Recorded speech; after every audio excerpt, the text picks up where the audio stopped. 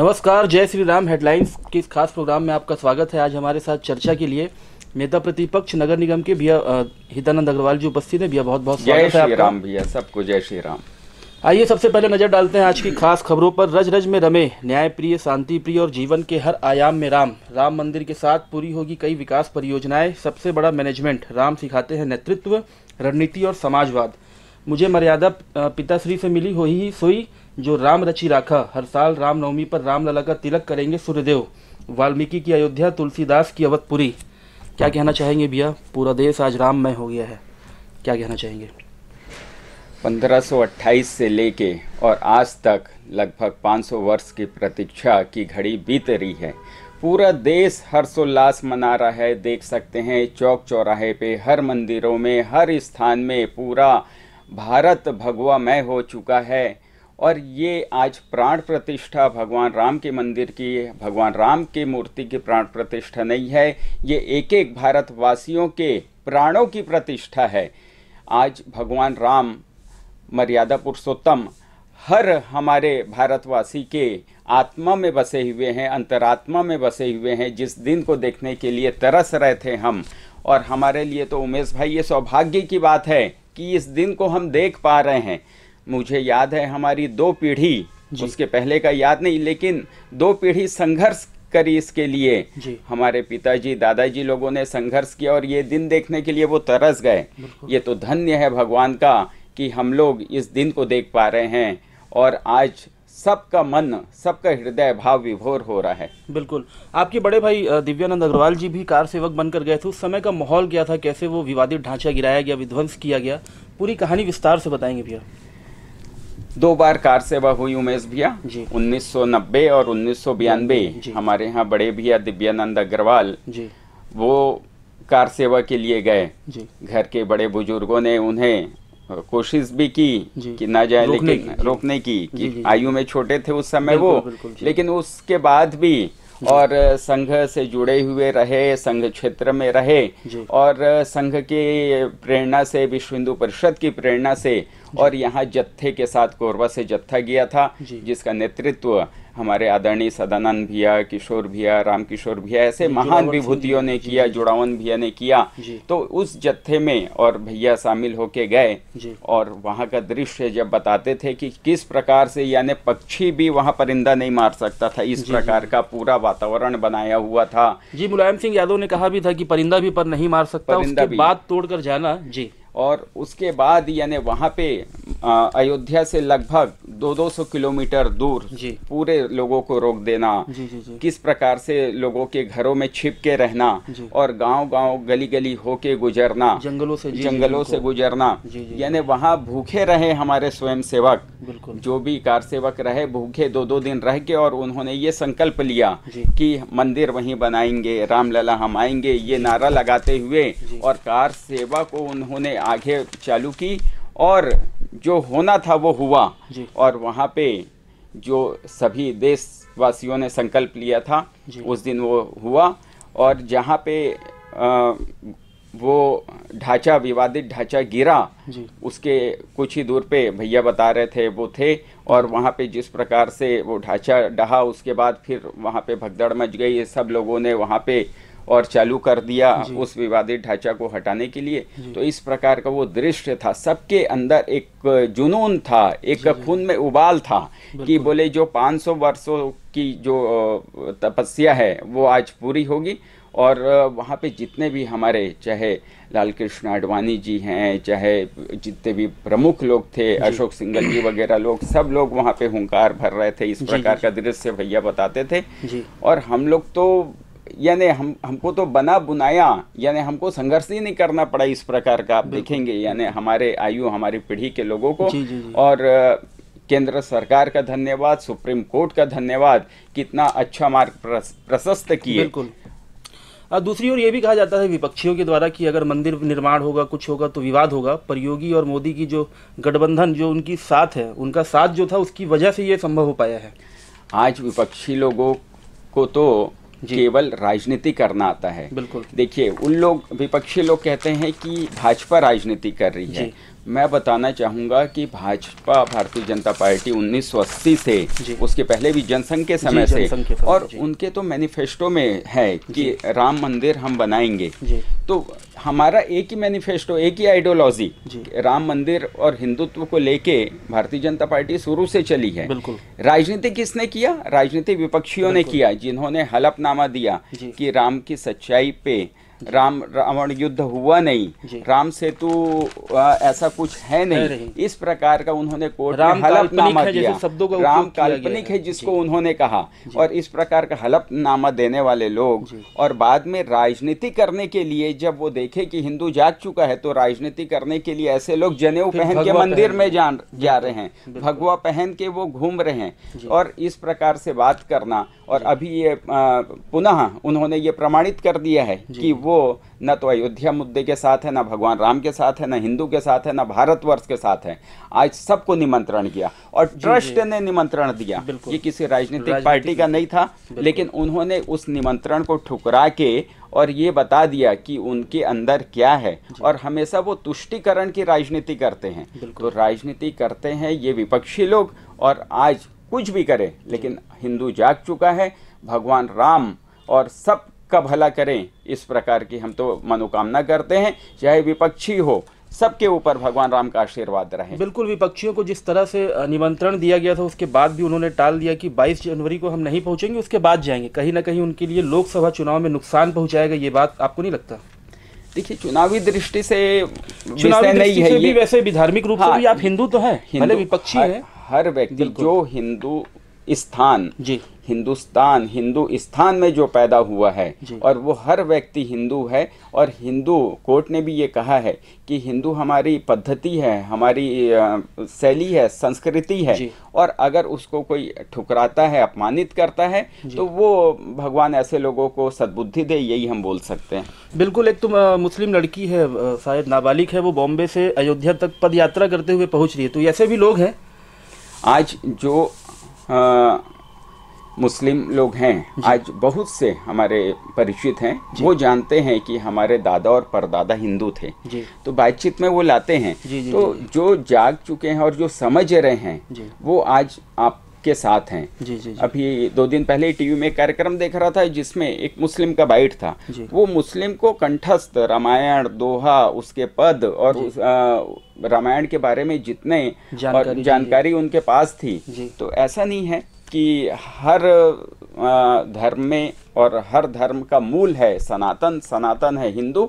और लोगों को ये समझने की ज़रूरत है कि आज से पहले जो अखंड भारत का आप नक्शा देखेंगे, उसमें पता चलता है कि हमारे यहाँ तो 500 साल पहले जब मुगल आक्रांताओं ने यहाँ आक्रमण किया, उसके पश्चात इस प्रकार की स्थिति बनी।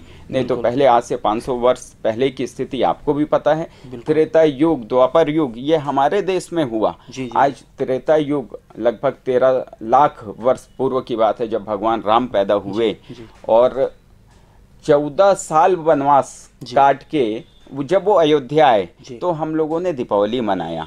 तो आप खुद सोचिए उमेश भैया कि 500 वर्ष के बाद जब भगवान राम अपने स्थान पे आ रहे हैं, तो हमको कितना विशाल दीपोत्सव मनाना चाहिए, बहुत सौभाग्यशाली है, हम सभी बनाना चाहिए। बहुत सौभाग्यशाली है, और ये इस क्षण को हम देख पा रहे हैं, वाकई में बहुत भाग्यशाली हम। आइए अब आगे बढ़ते हैं। मंत्री अफसरों के साथ मंथन, सूर्य शक्ति अभियान की जानकारी भी ली। शाह ने समझा हमलों का पैटर्न, कहा 3 साल में नक्सलवाद खत्म करेंगे। न्याय यात्रा में राहुल से की धक्का मुक्की। क्या लगता है भैया कि जिस तरह से नक्सलवाद को लेकर अमित शाह ने कहा है कि 3 सालों में नक्सलवाद छत्तीसगढ़ से या पूरे देश से खत्म हो जाएगा, क्या कहना चाहेंगे? बिल्कुल होना चाहिए। नक्सलवाद, आतंकवाद, ये हमारे देश के ऊपर एक दाग है, एक घाव है, और हमारे गृह मंत्री जी निश्चित ही इस पे सफल होंगे, और हो भी रहे हैं। आप देखेंगे कि कश्मीर में आपको इस प्रकार की घटना घटित होते नहीं दिख रही है। बस्तर क्षेत्र में भी घटनाएं अब धीरे धीरे कम हो रही है, और अब डबल इंजन की सरकार इस पे काम करेगी। आदरणीय विष्णुदेव साय जी और अमित शाह जी के और दोनों के संयुक्त प्रयास से बस्तर से नक्सलवाद को खत्म करेंगे।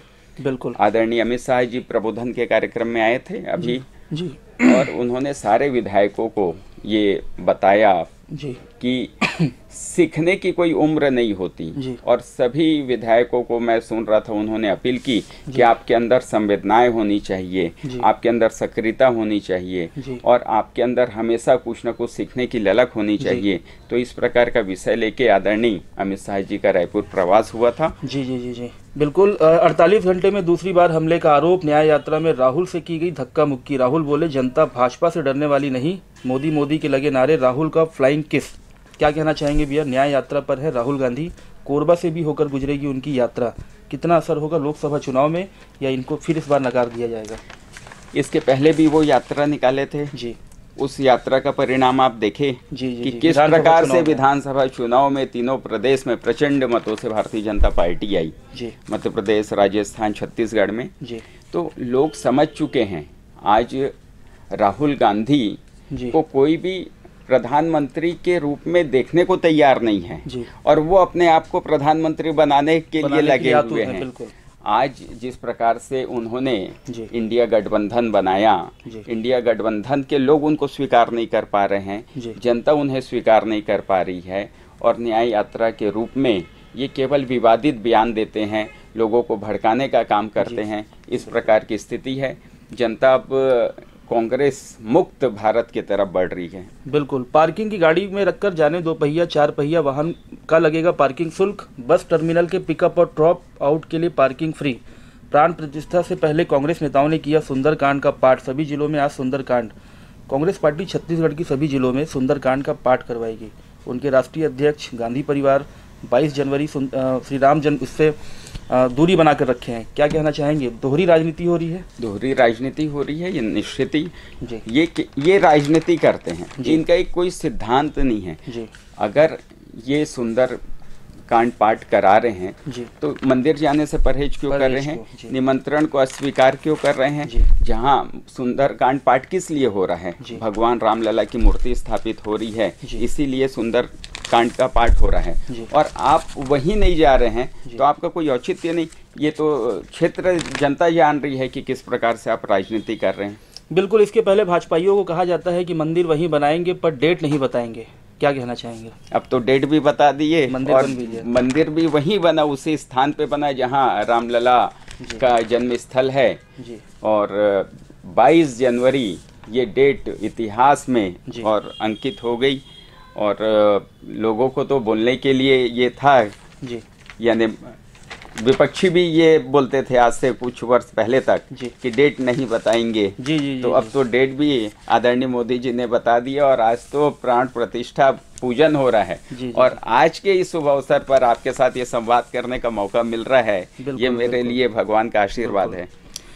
आरोपी ड्रग्स तस्करी से रायपुर में जा चुका है जेल। पंजाब बॉर्डर पर ड्रग्स की तस्करी कर रहे रायपुर के 4 युवक गुरदासपुर में गिरफ्तार।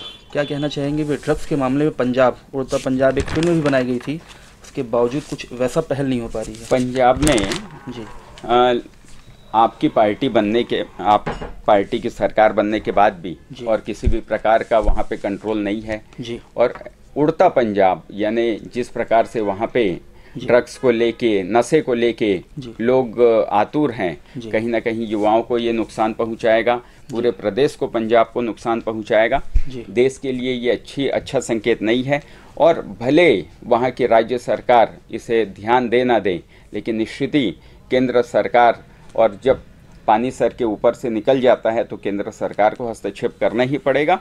और ड्रग्स आज के डेट पे हमारे बच्चों के लिए, युवा पीढ़ी के लिए एक जहर है और इससे जितना दूर रखा जाए बच्चों को, उतना ही घर परिवार प्रदेश के लिए अच्छा रहेगा। बिल्कुल। पति पर प्रताड़ना सहित कई गंभीर आरोप, होटल के बाहर कहा तलाक तलाक तलाक। सॉफ्टवेयर इंजीनियर पिता सहित जेल दाखिल, वकील ने कहा आरोप बेबुनियाद। क्या कहना चाहेंगे? 3 तलाक का नियम बना दिया गया है, लागू कर दिया गया है, पर ऐसे भी अभी लोग हैं, इन पर किस तरह से कड़ाई से पालन किया जाए ताकि इनके दिमाग में बैठ जाए कि असंभव है। अब जो मुस्लिम बहनें थी जब ये कानून पारित हुआ तो उनमें हर्ष था, यानी उन 24 घंटे उनके मन में एक पीड़ा और एक डर समा रहता था कि कब पति नाराज हो जाएगा और कब ये 3 शब्द बोल देगा और कब उनका गृहस्थ जीवन समाप्त हो जाएगा। लेकिन अभी भी नियम बनने के बाद भी और बहुत हद तक अंकुश आया है, समाज जागा है, उनका भी समाज जागा है, लेकिन अभी भी कुछ लोग ऐसे हैं जो अपनी और अड़ियल प्रवृत्ति को नहीं छोड़ना चाहते हैं, तालिबानी जो दिमाग विचारधारा के हैं ये कुल मिला के, और इनके ऊपर कड़ाई से कानून का पालन होना चाहिए। बिल्कुल, उसका असर भी दिखा था यूपी चुनाव में। 3 तलाक के बाद ही जस्ट यूपी चुनाव हुआ था, उसका असर भी दिखा यूपी चुनाव में।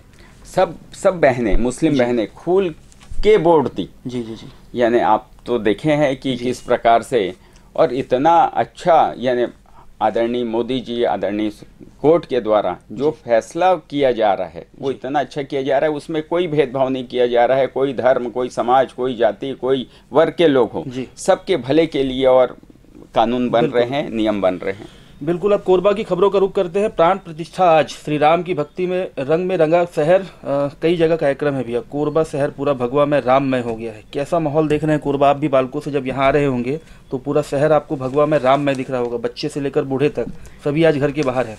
सब घर के बाहर दीपावली के समान उत्सव का माहौल बना हुआ है जी। और सब अपने घर के बाहर तोरण सजा रहे हैं जी, साफ सफाई कर रहे हैं, बिल्कुल, रंगोली बना रहे हैं। शाम को दीपोत्सव होगा, आतिशबाजी होगी, भोग भंडारा। मैं समझता हूँ कोई भी ऐसा मंदिर कोरबा जिले का नहीं है जहाँ पे भोग भंडारा न चल रहा हो, कोई ऐसा चौक चौराहा नहीं है जिसे नहीं सजाया गया हो।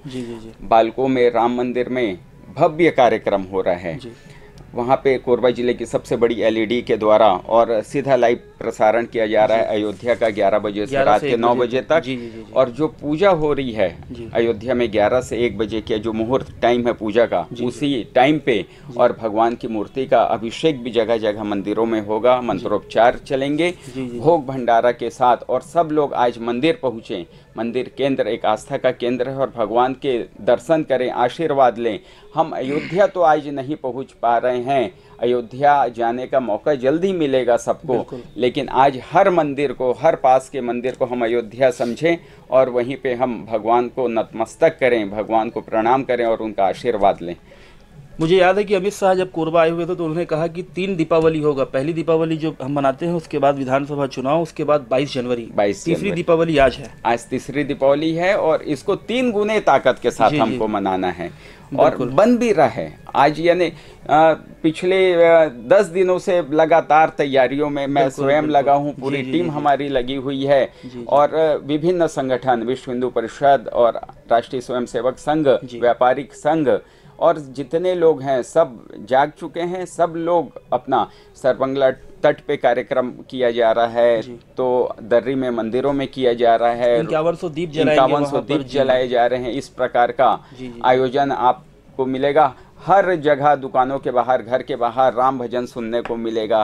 प्रतिष्ठानों में लोग अपने राम भजन चला रहे हैं। बिल्कुल बिल्कुल। विद्युत पोल को काटकर खपाने वाले गिरोह के 4 सदस्य गिरफ्तार। मुरली में किया गया गौरा गौरी का विसर्जन। केंद्र सरकार ने रोजगार के नाम पर बेरोजगारों से किया छल। आकाश, क्या कहना चाहेंगे भी? जिस तरह से बीते 5 वर्षों में कबाड़ का व्यवसाय बड़ा फला फूला, उसके बाद अभी क्या स्थिति होगी? क्या सरकार बदलने के बाद इन कामों पर नकेल कसा जाएगा?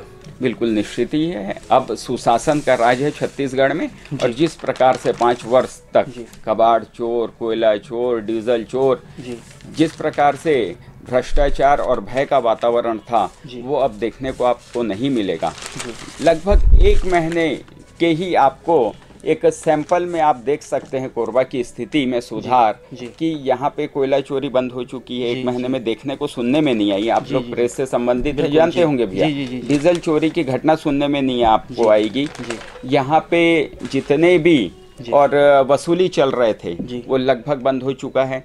जाम की स्थिति भी मैं बोलूँगा, आप बालको भी आप जाएंगे तो आपको जाम की स्थिति पहले से 90% कम है। बिल्कुल जी। तो इस प्रकार से सुशासन का राज है और आगे ये सब गलत काम बंद होंगे। जो पहले इसके पहले पूर्व कोयले का या कबाड़ का व्यवसाय किए होंगे बीते 5 वर्षों में, इसके पूर्व उन पर भी कोई नकेल कसा जाएगा, कार्रवाई की जाएगी? नकेल कसा जाएगा। इसके पहले OP चौधरी जी ने एक वीडियो बनाया था KGF करके, उसको डाला था। उसके बाद उनके ऊपर कोरबा में ही बाकी मोगरा में FIR दर्ज किया गया था। वो राजनीतिक FIR था और उन्होंने सही मुद्दा उठाया था। बाद में हालांकि वो स्पष्ट भी हुआ कि कोरबा का ही वीडियो था और यहीं पर पूरे काम चल रहे थे। यहीं पे चल रहा है। यहीं पे कोयले की जिस प्रकार से आज हमारे देश की संपत्ति है, आज देश की संपत्ति को अगर शासन में बैठे हुए लोग जी। और यहाँ के प्रशासनिक लोगों के संरक्षण में कोई लोग अगर चोरी कर रहा है, जी। दोहन कर रहा है, जी। तो बिल्कुल ही ये गलत है। जी। अब ये चीज़ें बंद हो चुकी हैं। जी जी जी जी। SECL का जो माइंस था, जी। उस माइंस से लगभग रोज के सैकड़ों गाड़ियां पार हो रही थी। डीजल 25 रुपए टन और वसूल करके हाउस जा रहा था। डीजल की चोरी में डीजल माफिया लोग इस प्रकार से आगे बढ़ चुके थे। तो ये सब चीजें बंद हो चुकी है और इसके लिए सदैव भारतीय जनता पार्टी विरोध की है। बिल्कुल उसी खबर पर है। पुकलेन से उठाकर गाड़ियों में भरा जाता था कोयला। मानिकपुर रेलवे साइडिंग से कोयला चोरी का बड़ा खुलासा। 2.5 लाख रुपए के 3 ट्रेलर माल जब्त। क्या लगता है भैया, ऐसे मामले में SECL के अधिकारी भी कहीं ना कहीं ऊपर से लेकर नीचे तक मिले नहीं होते हैं? जब तक अधिकारियों का संरक्षण नहीं रहेगा तब तक इस प्रकार से नहीं हो सकता घटना। अधिकारियों को अपने देश हित में सोचना चाहिए, अपने संस्थान के हित में सोचना चाहिए, लेकिन थोड़े से लालच के कारण और प्रशासनिक दबाव के कारण इस प्रकार की घटना घटित होती है। लेकिन पुनः वही कहूँगा कि अब अधिकारियों को भी सुधर जाना चाहिए। अधिकारियों को भी ये समझ जाना चाहिए कि इस प्रकार की घटनाएं अब नहीं हो सकती छत्तीसगढ़ में। अगर वो रंगे हाथों कभी पकड़ा गए सरकार के हाथ, तो उनकी नौकरी भी जाएगी, घर परिवार भी परेशान होंगे। तो सबके लिए यह संदेश है कि आप ईमानदारी से काम करिए और बढ़िया से आप, आज सबकी सैलरी तनख्वाह भी इतनी है उमेश भैया कि कहीं कोई बात नहीं है। आप आराम से अच्छे से आराम पूर्वक जीवन यापन कर सकते हैं। बिल्कुल। पूर्व विधायक रामदयाल ने घर घर जाकर बांटे दिए। एकादशी पर श्री श्याम प्रभु का किया गया श्रृंगार। पूर्व विधायक रामदयाल उइके क्या कहना चाहेंगे भी? इनके राजनीतिक विषय पे बात करते हैं। दोबारा ये चुनाव हार चुके हैं, कैसी इनकी क्या है? ये एक बार इनकी इच्छा थी कि मरवाही से अब की बार चुनाव लड़े, लेकिन पार्टी ने इन्हें फिर पालीताना खार दिया और हार गया। जी, पार्टी ने पालीताना खार से इन्हें मौका दिया जी, और हारने के बाद भी जी रामदयाल जी अपने सक्रियता में कमी नहीं रखे हैं। आज भी वो गांव-गांव मोहल्ले में जा रहे हैं, कीर्तन भजन में शामिल हो रहे हैं आज के लिए। और उन्होंने कई मोहल्लों में, कई गांवों में और दीप बांटे हैं। पार्टी के कार्यक्रमों में लगातार सक्रियता बना के रखे हैं, क्षेत्र में सक्रियता बना के रखे हैं। तो आप चुनाव हारे हैं, जीवन नहीं हारे हैं। बिल्कुल। और ये उनका सिद्धांत है और अच्छा लगता है कि ठीक है, एक व्यक्ति होता है हारने के बाद घर पे बैठ जाता है। जैसे यही कोरबा का उदाहरण मैं बताऊं कि इतना बड़ा और राम उत्सव चल रहा है, पूरा भगवामय हो रखा है कोरबा, लेकिन यहाँ के जो पूर्व के विधायक थे चुनाव से पहले और किस प्रकार से रामनवमी या हिंदू नववर्ष में उन्होंने श्रेय लेने का काम किया, लेकिन अभी वो क्षेत्र से बिल्कुल गायब हो चुके हैं। भगवान राम के एक पोस्टर उन्होंने नहीं लगवाया, भगवा ध्वज नहीं लगाया। तो राजनीति करने वाले लोग अलग हैं और सदैव क्षेत्र में बने रहने वाले और सेवा करने वाले लोग अलग हैं। बिल्कुल। युवा कांग्रेस ने किया भारत जोड़ो न्याय यात्रा के रोजगार दो न्याय दो पोस्टर का विमोचन। केंद्र सरकार ने रोजगार के नाम पर बेरोजगारों को से किया छल। आकाश शर्मा प्रदेश अध्यक्ष हैं युवा कांग्रेस के, क्या कहना चाहेंगे भी? इनका कहना है कि केंद्र सरकार ने बेरोजगारों के साथ छल किया है। आज इनको डाटा नहीं पता है। इन्हें पता होना चाहिए कि पिछले 9 वर्षों में, 9.5 वर्षों में कितना रोजगार केंद्र सरकार दी है, कितना उन्होंने वैकेंसी निकाला है। कौशल विकास योजना के नाम पे, प्रधानमंत्री कौशल विकास योजना हो चाहे दीनदयाल उपाध्याय कौशल विकास योजना हो, विभिन्न कौशल योजना के तहत केंद्र सरकार ने लाखों करोड़ों लोगों को और प्रशिक्षण दिया है। प्रशिक्षण देके और उनमें हुनर जगाया है और उन्हें विभिन्न कामों में लगाया है।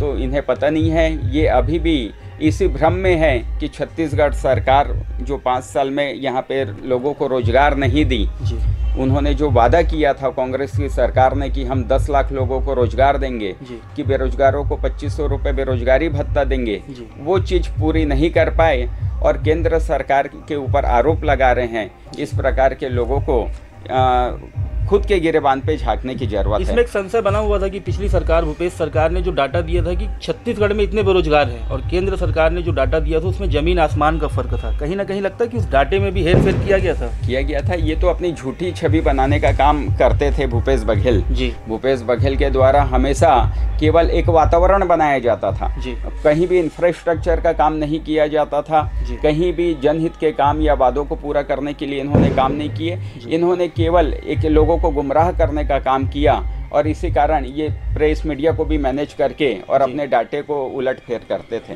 बिल्कुल, ट्रेलर की टक्कर से बाइक सवार पति की मौत, पत्नी गंभीर। क्या कहना चाहेंगे भैया ट्रेलर चालक जो है या उसके जो मालिक हैं ट्रेलरों के, उनके ऊपर क्या कहना चाहेंगे? परिवहन विभाग या यातायात विभाग उनके ऊपर नकेल क्यों नहीं कस पाती कि शराब पीकर या ओवर स्पीड जो गाड़ियाँ होती हैं उस पर कुछ ऐसी कार्रवाई की जाए ताकि वो थोड़ा आराम से चले और बाकी लोग को आदमी ही समझे? ये बहुत ज़रूरी है जी। यातायात और पुलिस विभाग को दोनों को इस बारे में कड़ी से कार्रवाई करनी चाहिए जी। अभी केंद्र सरकार ने एक ठो नियम भी लाया था जिसका काफ़ी विरोध हुआ और देखेंगे तो उस नियम में समझने की ज़रूरत है कि अगर कोई ट्रक चालक क्या कोई भी चालक, कोई छोटी गाड़ी का भी अगर कोई चालक है और वो किसी को हिट एंड रन वाला केस कि किसी को एक्सीडेंट कर देता है और अधमरा छोड़ के वहां से भाग जाता है, तो वो जिसका एक्सीडेंट किया वो निश्चित ही बचने की संभावना कम रहेगी। लेकिन वो वहां पे रुकता है और उसको उठा के अगर हॉस्पिटल ले जाता है या पास के पुलिस थाने या एसडीएम में सूचना देता है तो उसकी जिंदगी बच सकती है। ये सब विषय को लेके केंद्र सरकार जागरूक है। यहाँ भी यातायात विभाग, पुलिस विभाग को जागरूक रहना चाहिए। ड्रिंक किए हुए व्यक्ति अगर पकड़ाते हैं ड्राइविंग करते हुए तो उनके ऊपर कड़ी से कड़ी कार्रवाई होनी चाहिए। मैं तो बोलता हूँ उनका लाइसेंस रद्द कर देना चाहिए। बेहतर यही विकल्प है कि उनके लाइसेंस के ऊपर अगर यदि कार्रवाई की जाएगी तो ऐसी घटनाएं फिर दोबारा नहीं होंगी। बिल्कुल, बहुत बहुत धन्यवाद आप सभी का इस खास प्रोग्राम को देखने के लिए और भैया बहुत बहुत धन्यवाद इस सार्थक संवाद के लिए। धन्यवाद भैया।